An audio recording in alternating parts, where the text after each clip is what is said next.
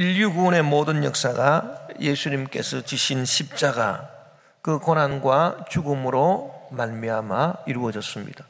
예수님께서 그 십자가 고난 죽으심을 통해서 인류의 모든 죄와 허물을 다 대신 속하셨기 때문에 인류의 구원의 역사가 이루어졌습니다. 우리는 그 예수님의 십자가를 바라볼 때에 무릇 모든 사물을 우리가 제대로 바라보려면 눈에 보이는 것만 봐서는 안 되고, 그 눈에 보이는 것 배후에 무엇이 있어서 저 눈에 보이는 것이 나타났을까? 그래서 눈에 보이는 것은 잠깐이고 보이지 않는 것은 영원하고, 눈에 보이는 것보다 눈에 보이지 않는 것이 더 중요하기 때문에 우리가 예수님이 지신 십자가도 바라볼 때에, 이번 순환주간에 우리가 예수님이 지신 십자가를 묵상할 때에 눈에 보이는 그 예수님의 십자가만 볼 것이 아니라 눈에 보이지 않는 무엇 때문에 저 십자가가 예수님이 지게 되셨을까라고 하는 그 배후에 눈에 보이지 않는 것을 우리가 더 주목을 해서 우리가 살펴야 된다. 그것이 영적인 눈이다, 이렇게 봅니다. 그렇다면은 예수님이 지신 십자가, 눈에 보이는 그 고난과 죽으심의 십자가 배경에는 무엇이 있느냐? 그것은 바로 예수님의 겸손과 그 순종의 마음이 있습니다. 그래서 오늘 말씀에도 보니까 너희 안에 이 마음을 품으라 곧 그리스도 예수의 마음이니 그는 근본 하나님의 본체시나 하나님과 동등됨을 취할 것으로 여기지 아니하시고 겸손입니다. 오히려 자기를 비워 종의 형체를 가지사 사람들과 같이 되셨고 사람의 모양으로 나타나사 자기를 낮추시고 겸손입니다. 죽기까지 복종하셨으니 순종입니다. 곧 십자가에 죽으십니다. 그래서 이 십자가라고 하는 눈에 보이는 이 십자가가, 예수님이 지신 십자가가 어떻게 나타났느냐? 눈에 보이지 않는 예수님의 그 겸손과 그 순종, 그 마음으로 그 십자가가 나타났다라고 하는 것입니다. 그래서 이번 고난주간에 우리가 주님의 십자가를 제대로 묵상한다라고 하는 것은 주님이 십자가를 지신 그 겸손과 그 순종을, 겸손과 순종이 뭐냐? 이것을 제대로 묵상하는 것, 이것이 바로 이번 고난주간에 우리 묵상의 주제가 되어야 되겠다라고 하는 것입니다. 사람들은 겸손이다, 순종이다 그런 말을 하면 자기의 존재 가치가 떨어지는 것으로 착각합니다. 그래서 뭐 힘이 없고 능력이 없고 남보다 모자라니까 남한테 겸손해야 되고 또 남의 말에도 순종해야 되는 거 아니냐, 그렇게 착각을 합니다. 겸손하고 순종하는 사람은 힘도 없고 능력도 없고 유약하고 존재 가치도 별로 없기 때문에 남한테 겸손하고 순종하는 것 아니냐, 이렇게 착각을 하는데, 이것이야말로 마귀가 속삭이는 거대한 사기다라고 하는 것을 우리가 분명히 알아야 됩니다. 이런 마귀는 어떤 존재냐면은 자기 스스로 이 속은 존재예요. 그리고 남도 속이는 존재입니다. 원래 이 사탄 마귀가 하나님이 지으신 천사장 루시퍼였다는 사실을 우리가 알고 있지 않습니까? 하나님이 천사 중에서도 가장 아름다운 빛의 천사로 지은 천사장이었습니다. 루시퍼였습니다. 빛의 천사였습니다. 그런데 이 천사장 루시퍼가 무슨 생각을 했느냐? 내가 이렇게 아름다운데 내가 왜 하나님보다 못하냐? 교만했습니다. 내가 하나님보다 능력이 없고 유약하고 내 존재 가치가 별로 없다는 말이냐? 그럴 수는 없지 않느냐? 교만했습니다. 그래서 자기 보좌를 높일 생각을 했습니다. 이사야 선지자가 이 부분을 분명히 지적하고 있습니다. 이사야 14장 12절 15절에 보니 너 아침의 아들 계명성이여 이 루시퍼 빛의 천사장을 말합니다. 어찌 그리 하늘에서 떨어졌으며 너 열국을 엎은 자여 어찌 그리 땅에 찍혔는고. 내가 내 마음에 이르기를 내가 하늘에 올라 하나님의 뭇별 위에 내 자리를 높이리라. 내가 북극 지폐의 산 위에 앉으리라. 가장 높은 구름에 올라가 지극히 높은 이와 같아지리라 하는도다. 그러나 이제 내가 수올 곧 구덩이 맨 밑에 떨어짐을 당하리로다. 이 루시퍼는 스스로 속아서 하나님 앞에 교만해서 자기 보좌를 높이다가 하나님의 심판을 받아서 지옥으로 떨어졌는데 수올 맨 밑 구덩이로 떨어지게 되었다. 그렇게 말씀하고 있습니다. 이 사탄 루시퍼는 스스로 속을 뿐 아니라 남도 속입니다. 교회 다니는 사람들도 속입니다. 어떻게 속이느냐? 겸손, 순종. 그거는 너가 약해서, 너가 유약해서 남보다 모자라기 때문에 그런 거야. 그럴 수는 없지 않냐? 그래서 너 스스로 너 자신을 과시하고 너 자신을 내세우고 그리고 너가 남을 지시하는 사람이 돼야지 왜 남한테 순종하냐? 이렇게 마귀는 오늘도 저와 여러분을 속이고 있습니다. 교만하고 불순종하도록 우리를 유혹하고 있는 것이 바로 마귀다라고 하는 것입니다. 지금 우크라이나를 공격한 러시아의 푸틴, 그 사람 마음속에 무엇이 들어갔을까요? 바로 이런 교만입니다. 왜 우리 러시아는 옛날에 영광이 없느냐? 옛날 소비에트 연방 소련의 그 영광 우리가 다시 찾아야 되겠다. 교만한 마음이 있으니까 전쟁을 일으켜서 무고한 사람들을 그렇게 죽이죠. 이 교만은 바로 마귀가 가졌던 그런 마음입니다. 스스로 멸망할 수밖에 없습니다. 자, 우리는 이 고난절에 겸손과 순종을 묵상을 해야 되겠습니다. 겉으로 보는 십자가만이 아니라 예수님이 지신 그 십자가의 배후에 있는 그 예수님의 마음, 예수님이 무슨 마음으로 저 십자가를 졌을까? 겸손이다, 순종이다. 그 겸손과 순종을 제대로 묵상할 때 우리는 제대로 된 성도가 될 수 있고 하나님의 복을 받을 수가 있을 겁니다. 겸손과 순종은 남보다 모자라서 하는 게 아닙니다. 남보다 부족해서 내가 겸손하고 순종하는 게 아닙니다. 겸손과 순종이 모든 인류의 죄악에서 인류를 건져내게 하신 예수님의 위대한 능력입니다. 겸손과 순종이야말로 위대한 능력입니다. 위대한 축복입니다. 우리가 예수님이 십자가에 달리신 그 모습을 볼 때 예수님과 함께 십자가에 달린 두 강도가 있습니다. 여러분, 예수님이 지신 십자가나 예수님과 함께 십자가에 매달린 두 강도가 십자가에 매달렸는데 그 십자가나 다 똑같은 십자가입니다. 겉으로 볼 때는 다 똑같은 십자가입니다. 그러나 두 강도가 달린 십자가는 아름답지 않습니다. 겉으로 보면은 다 똑같이 양손과 양발에 대못이 박히고 피가 흘리고 고통당하고 벌거벗긴 부끄러움이요 죽음의 십자가입니다.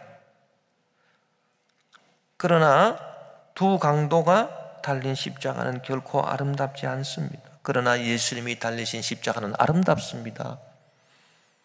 그래서 우리가 어떤 찬송합니까?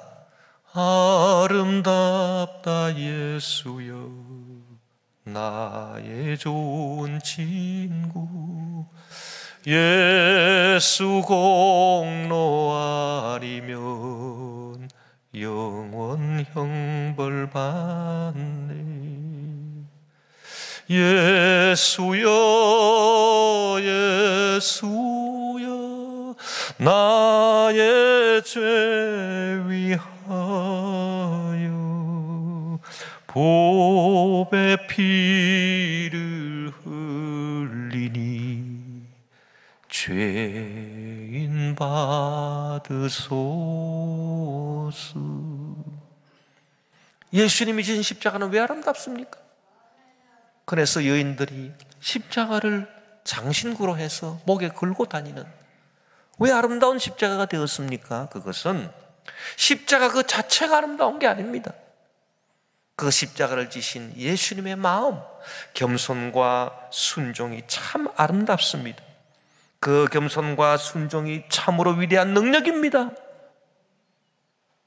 축복입니다. 생명입니다. 영생입니다. 부활입니다. 그래서 그 겸손과 순종이 아름답기 때문에 예수님이 지신 십자가는 아름답다, 그렇게 우리가 지금 찬양하는 것 아니겠습니까? 우리가 예수님이 당하신 십자가 고난의 현상만 본다면, 그 십자가만 본다면 그 고통과 연약함과 부끄러움과 죽음만을 보게 될 것이고, 우리는 그 십자가가 너무 끔찍해서 보기도 싫을 겁니다. 보기도 싫습니다. 될 수 있으면 그 십자가 현장에서 멀리 떨어지려고 할 겁니다. 그 십자가가 나한테 아무 유익도 없다, 나도 혹시 저런 십자가에 달리지 않을까? 저 끔찍한 십자가, 고통과 부끄러움과 죽음의 십자가. 그래서 십자가를 멀리 떠나고 싶을 겁니다. 예수님의 제자들이 그랬습니다. 예수님의 제자들이 예수님께서 십자가에 못 박히신 때 예수님을 다 떠났습니다. 뿔뿔이 흩어졌습니다. 예수님을 부인하면서까지 떠나갔습니다. 그 이유는 뭡니까?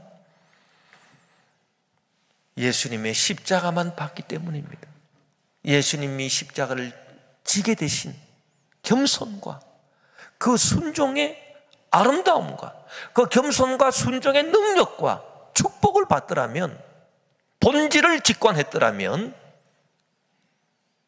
그렇다, 예수님이 진 저 십자가는 지금 겉모습으로는 고통이요, 연약함이요, 부끄러움이요, 죽음이지만, 끔찍하지만, 그러나 저 십자가를 지신 예수님의 겸손과 순종으로 말미암아 모든 인류의 죄가 다 사함을 받고, 위대한 능력이다. 겸손과 순종은 위대한 축복이다. 오 주님, 나도 그런 능력과 그런 축복을 체험하고 싶습니다. 나도 주님의 십자가를 사랑하게 도와주시고, 나도 주님처럼 내 십자가를 지고 겸손과 순종함으로 내 십자가를 지고 신앙생활을 할 수 있게 도와주십시오. 그런 마음이 있다면 왜 예수님의 십자가 지신 것을 끔찍하게만 생각하고 뿔뿔이 흩어졌겠습니까? 예수님이 가장 사랑하시는 제자 사도 요한은 그 믿음이 있었기 때문에 끝까지 예수님 밑에서, 십자가 밑에서 예수님의 어머니 마리아와 함께 예수님의 죽음을 지켜보았던 것입니다. 우리가 십자가의 뿌리가 되는 주님의 겸손과 순종을 묵상한다면, 그리고 저 겸손과 순종 속에 감추어져 있는 놀라운 능력과 힘과 영원한 생명을 묵상하게 된다면, 그때서야 비로소 우리는 주님의 십자가를 진정으로 사랑하게 될 것이며, 나도 그러한 십자가를 기꺼이 지고 주님의 뒤를 따르겠습니다 다짐하게 될 것입니다. 그렇다면 십자가를 지게 되신 그 겸손과 순종의 본질은 뭐냐? 이거 반드시 성도는 알아야 돼요. 겸손과 순종은 위대한 능력인데, 위대한 축복인데, 온 인류를 죄악에서 구원하시는 능력인데, 축복인데, 영생을 주는 축복인데, 이 겸손과 순종은 뭐냐? 이 겸손과 순종은 타고난 것이 아니라 우리가 배워서 익혀야 하는 겁니다. 예수님께서 그 사실을 우리에게 가르쳐 주셨습니다. 마태복음 11장 29절에 보니 나는 마음이 온유하고 겸손하니 나의 멍에를 메고 내게 배우라. 너희들이 멍에를 메고 나한테 배워라. 그래야 온유와 겸손 배울 수 있다. 그리하면 너희 마음이 쉼을 얻으리라.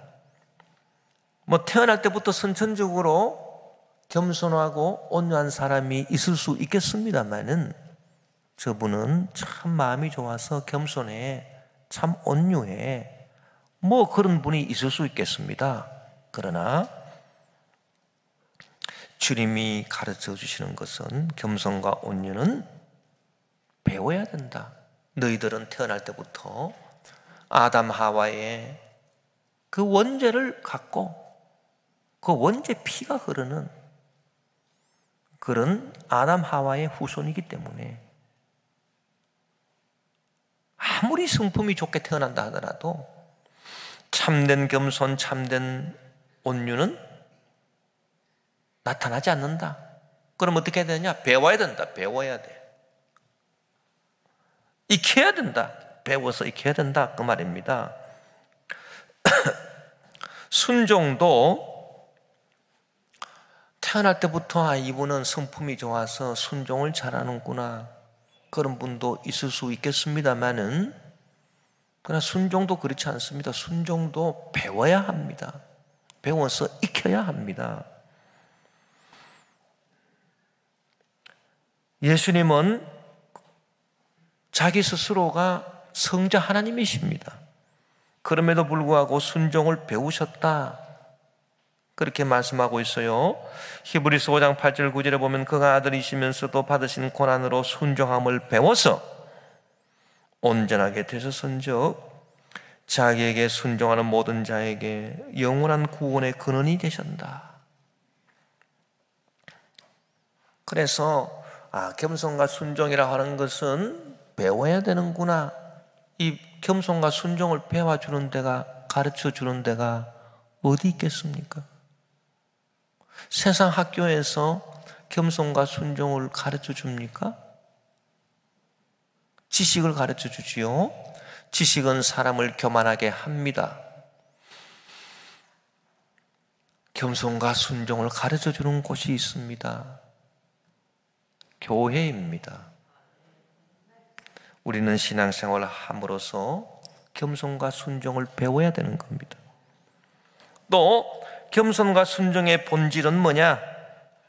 어떤 겉모습의 행위로 나타나기 전에 내 마음 자체가 변화를 받아서 겸손하고 순종하게 돼야 됩니다. 여러분, 좋은 나무가 좋은 열매를 맺지, 좋은 나무가 좋은 열매를 맺지, 나쁜 나무가 좋은 열매를 맺을 수 없어요. 예수님이 말씀한 겁니다. 이게 뭐냐 하면은 너희들이 성품이 겸손하고 순종하는 성품으로 변화되지 않았는데, 겸손한 채, 순종하는 채 겉모습 행동을 해봤자 그거는 진정한 겸손이나 순종이 아니다. 오히려 역겹다, 가식적이구나, 그렇게 말씀하시는 것입니다. 그래서 순종이나 겸손이라고 하는 것은 정말 내가 익히 배워서 내 몸에 체득이 돼야 돼. 체득. 그냥 머리로 마는 것이 아니라 그냥 완전 내 삶에, 내 몸속에 겸손과 순종이 배어야 합니다. 성품이 변화받아야 돼요. 겸손과 순종의 성품으로. 교회는 겸손과 순종을 배우는 곳입니다. 교회 출석하는 성도들은 겸손과 순종을 배우는 학생들이 되어야 합니다. 여러분, 교회 나올 때 어떤 마음으로 교회 나오십니까? 내가 오늘 교회 나가서 어떻게 하면은 내 자신을 과시하고 내 허영을 과시하고 그리고 내 마음에 들지 않는 사람과 그 무엇을 다투어 보겠다, 그런 마음으로 교회 나오십니까? 무서운 일입니다.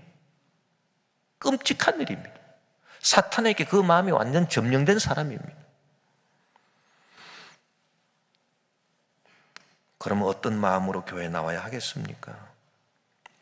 주님, 내가 오늘 교회 나가서 예배 드리면서 참된 겸손과 참된 순종을 배우고 싶습니다. 그 겸손과 순종이 가져주는 놀라운 축복 나도 체험하고 싶습니다. 그 능력 나도 체험하고 싶습니다. 어떻게 하면 내가 겸손하고 순종하는 사람이 될 수 있을까요? 고민하는 마음으로 교회에 나와야 합니다. 그래서 예배를 드려야 합니다. 빌립보서 2장 3절에 아무 일이든지 다툼이나 허영으로 하지 말고 오직 겸손한 마음으로 각각 자기보다 남을 낮게 여기고. 여러분, 이 배운다라고 하는 것은 단계가 있는 법이에요. 첫 술에 배부를 수가 없습니다. 학교 가서 배우는데 1학년, 2학년, 3학년, 4학년이 있습니다. 5학년, 6학년. 여러분, 겸손과 순종을 배우는 것도 단계가 있어요. 여러분, 교회 나온 연조가 1년 됐습니까? 1학년입니까? 10년이 됐습니까? 10학년입니까? 20년이 됐습니까? 20학년입니까? 교회 나와서 연조가 오래됐습니까? 출석 연조가 쌓여집니까? 집사님이 되셨습니까? 안수 집사님이 되셨나요? 권사님이 되셨습니까? 장로님이 되셨습니까? 연조가 쌓일수록 더 겸손해져야 됩니다. 더 순종을 배워야 됩니다. 그렇지 않다면 신앙생활 아무 소용없습니다.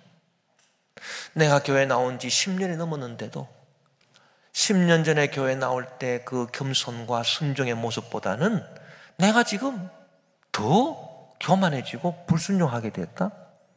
이런 사람은 발로 걸어서 교회는 나왔겠지만은 사탄에게 잡힌 사람이라고 말할 수 있습니다. 저도 그 신앙생활을 하면서 주의 종이 되었습니다마는 이 겸손과 순종에 대해서 저는 처음에 굉장한 오해를 저도 갖고 있었습니다. 내가 뭐 남보다 부족한가? 내가 남보다 부족한 게 없는데, 남보다 모자라는 게 없는데 내가 왜 겸손해야 되고 내가 왜 순종해야 되나? 내가 내 자신을 드러내야 되고 오히려 내가 남을 지시하고 가르치는 사람이 돼야지. 왜 내가 남한테 순종을 해야 되나? 그런 생각을 저도 많이 했었습니다. 그런데 참 하나님의 은혜로 하나님께서 계속 가르쳐 주십니다. 저를 책망하시고 저를 꾸짖어 주시고 저에게 가르쳐 주셔요. 진리를 알지니 진리가 너희를 자유롭게 하리라. 하나님이 말씀하시는 진리는 세상 사람들이 생각하는 상식보다 훨씬 높은 것이라. 너가 깨닫지를 못하는구나. 너는 왜 그렇게 미련하냐, 둔하냐, 어리석으냐. 겸손과 순종이 얼마나 위대한 축복인지 아느냐? 너가 모자라서 겸손하고 순종하는 줄 아느냐? 이 어리석은 자야. 겸손과 순종이야말로 예수 그리스도의 능력이다. 모든 인류의 죄를 사하는 능력이다. 구원의 능력이다. 병 고침의 능력이다. 문제 해결의 능력이다. 축복이다. 영생 천국의 축복이다. 그 겸손과 순종이 얼마나 귀한 것인데 누가 그걸 모르고 방황하고 있느냐? 주님께서 저에게 가르쳐 주셨습니다. 그래서 저는 이렇게 기도합니다. 하나님, 정말 제가 겸손하고 순종하지 아니하면 제가 어떻게 주의를 할 수 있겠습니까? 부족하고 연약하고 미련하고 둔하고 교만하고 어리석은 이 죄인을 주님 불쌍히 여겨주시고 저를 매 시간 주님 저를 가르쳐 주십시오. 겸손과 순종을 배울 수 있게 도와주십시오. 여러분, 교회 출석 연조가 쌓일 때마다 더 겸손해져야 돼요. 집사님들은요, 평신도보다 더 겸손하고 순종해야 되고, 안수 집사님들은 집사님보다 더 겸손하고 더 순종해야 되고, 장로님들은 안수 집사님보다 더 겸손하고 순종해야 합니다. 이 신앙 연조가 쌓일수록 겸손과 순종의 배움이 더해져서, 그런 신앙생활을 하지 아니한다면 우리가 교회 나올 이유가 없습니다. 신앙생활이 다 헛것입니다, 여러분. 교회 출석 연조가 쌓여지고 신앙생활 연조가 더해감에도 불구하고 겸손과 순종을 마음 자세로 갖추지 못한다면 그런 사람은 성도의 자격이 없습니다. 이 땅에서 성도가 받을 수 있는 축복을 받을 수 없을 겁니다. 저는 분명히 말씀드립니다. 교회 왔다 갔다 한다고 해서 축복받는 게 아닙니다. 겸손과 순종을 배우지 못하면 축복 없습니다.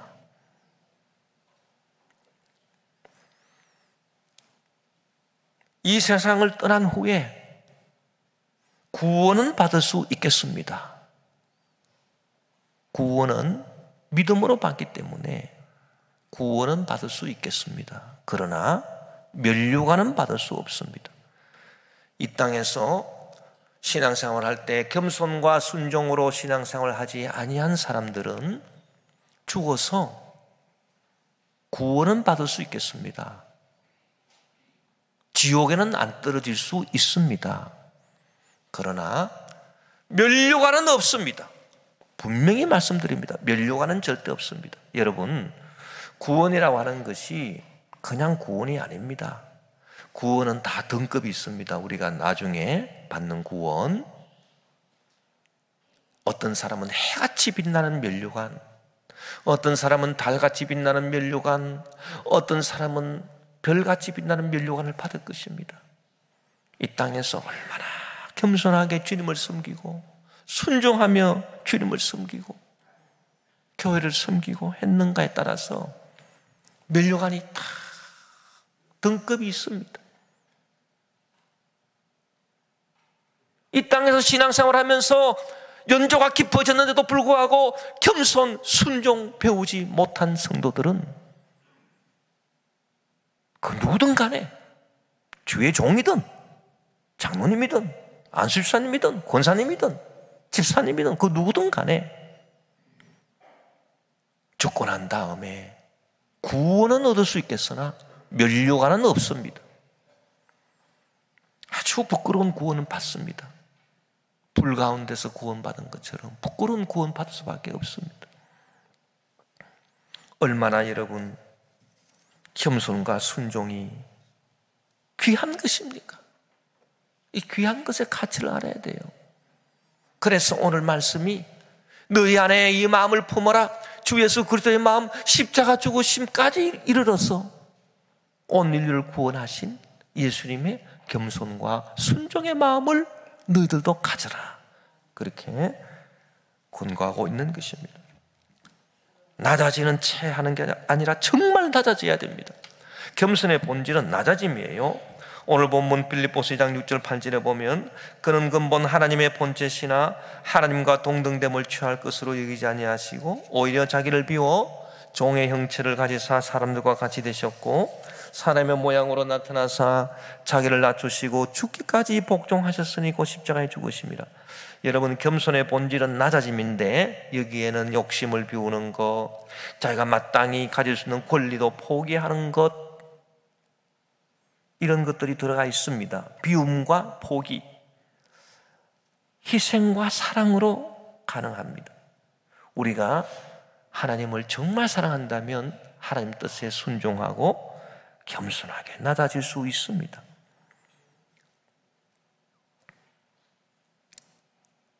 예수 그리스도는 하나님을 정말 사랑하시고 우리를 극히 사랑하셨기 때문에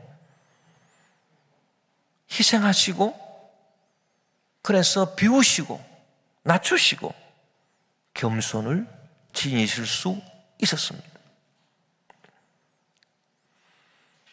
예를 들어서 우리가 그 누구를 뜨겁게 사랑한다면 그 누구에 대해서 우리는 겸손해지고 그 누구에 대해서 순종할 수 있을 겁니다. 여러분, 우리 신앙생활 하면서 하나님을 높이셔야 되겠죠. 예배 나오는 것은 하나님께 경배해서 하나님을 높이는 것을 말합니다. 우리가 찬양하는 거 하나님을 높이는 겁니다. 그런데 하나님은요, 원래 처음부터 스스로 높으신 분이기 때문에 누가 높일 수가 없습니다. 우리가 찬양한다고 하나님이 높아지는 것 아닙니다. 우리가 하나님을 높인다고 하나님 높아지는 게 아닙니다. 우리가 하나님 보호자를 번쩍 들어서 높일 수가 없습니다. 왜? 하나님은 스스로 높으신 분이기 때문입니다. 그 누구든지 하나님을 낮출 수도 없습니다. 하나님을 높일 수도 없습니다. 그러나 하나님을 높일 수도 있고 하나님을 낮출 수 있는 방법이 딱 하나 있습니다. 그게 무슨 방법인지 압니까? 자, 여러분, 알기 쉽게 말씀드리겠습니다. 하나님이 여기 계십니다. 내가 여기 있습니다. 나는 하나님보다 낫습니다. 내가 겸손해서 내가 더 나 자신을 낮춥니다. 이렇게 낮추면 상대적으로 하나님이 더 높아지시는 거예요. 그런데 하나님은 여기 계시고 나는 여기 있는데 내가 교만합니다. 그러면 상대적으로 하나님이 더 낮아진 거죠. 우리가 겸손해야 합니다. 겸손하면 하나님이 높아지는 거예요. 그러나 내가 교만하면 나도 모르게 하나님을 낮추는 거예요. 하나님은 그 누구도 하나님은 낮추거나 높이거나 할 수 없습니다. 그러나 겸손한 사람은 하나님을 높입니다. 교만한 사람은 하나님을 자꾸 낮춥니다. 그러니까 성경이 뭐라고 말했습니까? 하나님은 겸손한 자에게 은혜를 베푸신다. 왜? 겸손한 자는 하나님을 자꾸 높이니까. 하나님께서 겸손한 자에게 복을 더해주시오. 자꾸 축복해 주시오. 교회 처음 나올 때는 이런 겸손한 마음들이 많습니다. 그래서 복을 많이 받습니다. 그런데 교회 다니다 보면요, 이 교회를 다니면서 오히려 사탄의 속삭임에 넘어가가지고 자기도 모르게 교만해져서 기도해도 응답도 없고 뭐 사업도 제대로 잘 안 되고 그런 교회가 참 많습니다. 그거 왜 그런지 아십니까? 자기도 모르게 그냥 교만해졌기 때문이에요.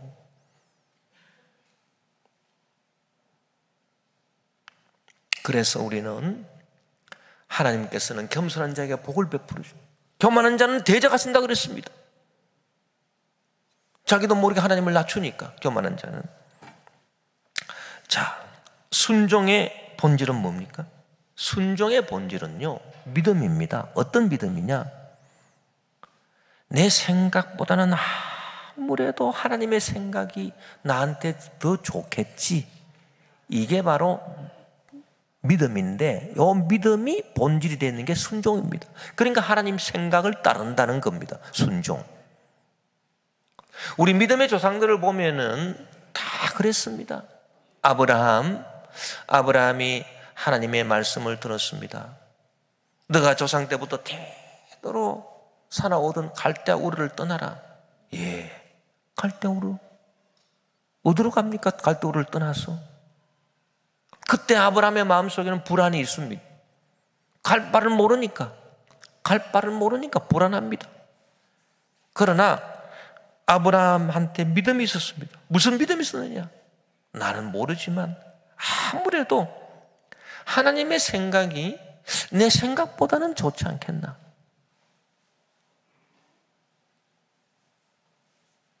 좋으신 하나님이시니까 하나님의 생각이 내 생각보다는 좋을 거야.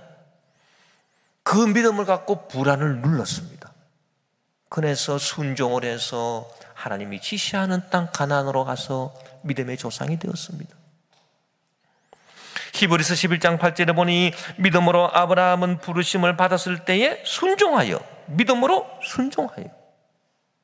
장래 유업을 받을 땅에 나아갈 새 갈 바를 알지 못하고 나갔다. 갈 바를 알지 못하니까 불안하죠. 그러나 그 불안한 것을 이겼습니다.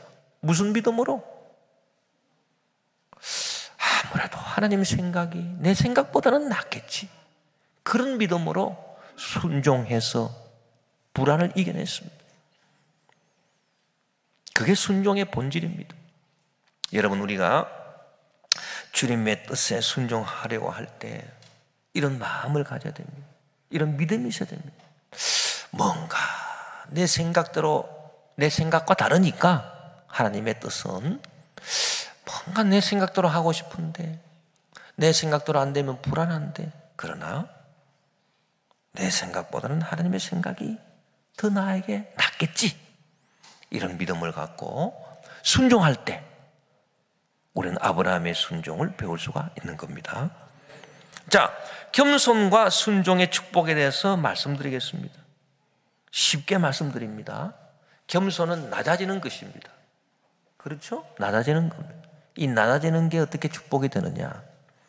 야고보서 1장 17절, 온갖 좋은 은사와 온전한 선물이 다 위로부터, 이 위로부터라고 하는 단어가 참 중요합니다. 온갖 좋은 은사와 온전한 선물이 다 위로부터, 빛들의 아버지께로부터, 따라합시다. 내려오나니, 내려오나니, 내려오나니. 이 내려오나니라고 하는 이 단어가 결정적입니다. 그는 변함도 없으시고 회전한 그림자도 없다. 자, 온갖 좋은 은사, 병 고치는 은사, 지혜 말씀의 은사처럼, 영분별 은사처럼 온갖 좋은 은사, 문제를 해결하고 병을 고치는 특별한 깨달음 능력, 이 좋은 것 하나만 딱 얻어도 우리 인생이 변화됩니다. 온갖 좋은 선물, 죄 용서, 구원, 치료, 문제 해결, 천국 선물입니다. 이런 선물들이 위에서부터 어떻게 한다고요? 내려오나니, 내려오나니. 그러면 그런 선물을 받으려면 낮은 데 있어야 받겠습니까? 높은 데 있어야 받겠습니까? 낮은 데 있어야 되죠. 내려오는 겁니다. 온갖 좋은 것들이 내려옵니다. 여러분, 이 진리를 속히 깨달아야 됩니다. 그래서 이게 내가 말로만 겸손이 아니라 겸손한 채가 아닙니다.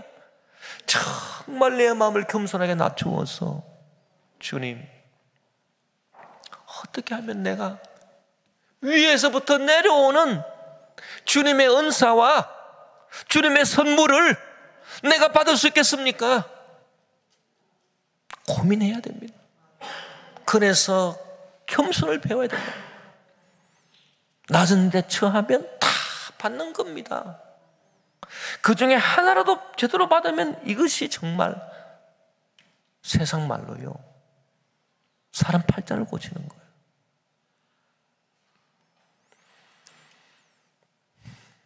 우리 교역자들이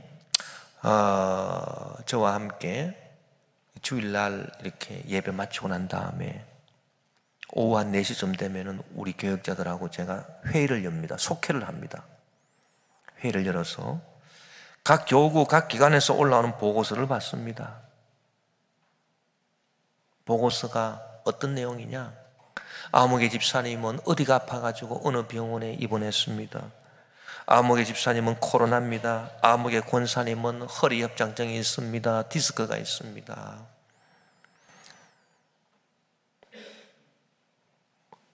무슨 암이 걸려가지고 어느 병원에서 수술을 받을 예정입니다.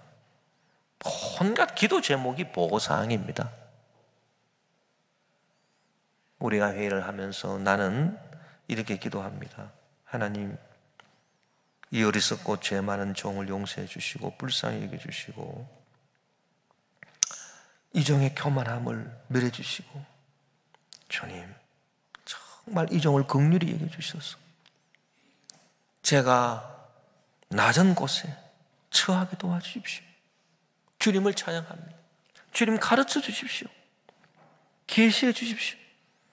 내가 겸손해지지 아니하면 위에서 좋은 은사가 내려올 수 없으니까 내가 정말 겸손해져야 됩니다. 내 자신의 영광이 아닙니다. 내가 나 자신을 드러내기 위해서 주님 내가 기도하는 게 아닙니다. 정말 하나님 영광 위해서, 그리고 이분을 위해서 내가 기도합니다. 어느 병원에 가서 어떻게 치료를 받아야 되겠습니까? 그러면은 하나님이요 반드시 가르쳐 줍니다. 이 병원은 안 된다, 다른 병원에 가야 된다. 최근에도 그런 일이 하나 있었습니다. 그래서 제가 그런 느낌이 와서 말씀을 들었습니다. 권사님,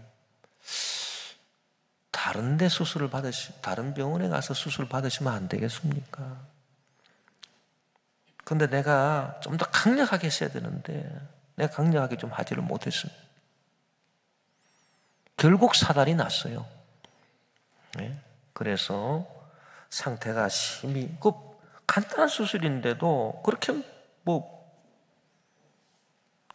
어려운 게 아닌데 처치가 잘못된 겁니다. 그래서 병원을 옮겨가지고 죽음 일보 직전까지 갔다가, 소천하시기 일보 직전까지 갔다가 지금 회생하고 계신 병원을 바꾸고 있어요. 자, 은사나 선물이라고 하는 게 이런 겁니다. 얼마나 귀한 겁니까? 이게 누구한테 주어진다고? 겸손한 자에. 사업도 마찬가지예요. 직장도 마찬가지예요. 어떻게 해야 하나님의 은사를 받을 수 있겠습니까?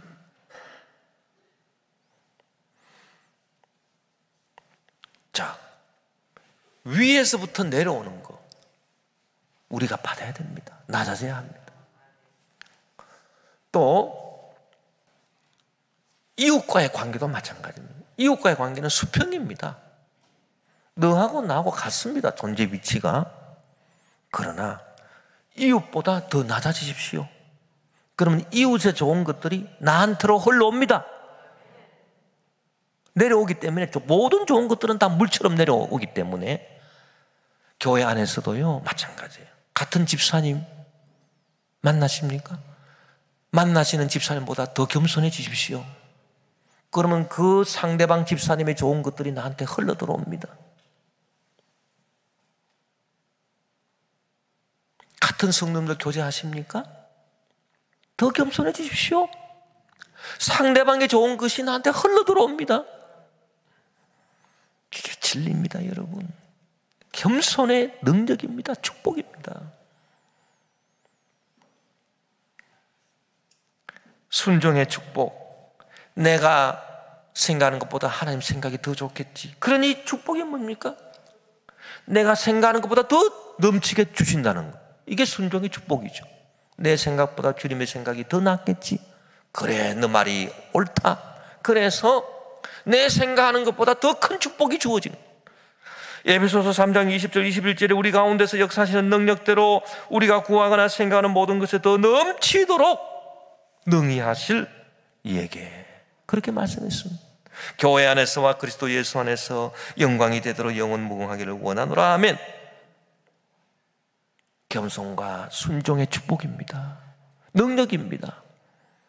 주님이 지신 십자가는 바로 이러한 주님의 겸손과 순종의 작품입니다. 그냥 생긴 십자가가 아닙니다. 주님의 겸손과 순종의 작품입니다. 주님의 십자가로 인해서 우리의 모든 죄악을 다 사시고 멸하시고 하나님의 모든 좋으신 선물과 은사와 부활의 영광을 주님 받으셨습니다. 겸손과 순종하심으로 그 위대한 선물, 부활의 선물을 받았습니다. 저와 여러분도 마찬가지입니다. 이 고난주간에 우리가 뭘 묵상하고 뭘 배워야 될 거냐? 주여, 내가 평생 동안 앞으로 신앙생활 하면서 정말 겸손과 순종을 배워서 주님처럼 능력을 체험하고 이 땅에서 축복을 체험하고 주일 열심히 하고 하늘나라 가서도 면류관을 받을 수 있는 내가 되게 도와 주시옵소서.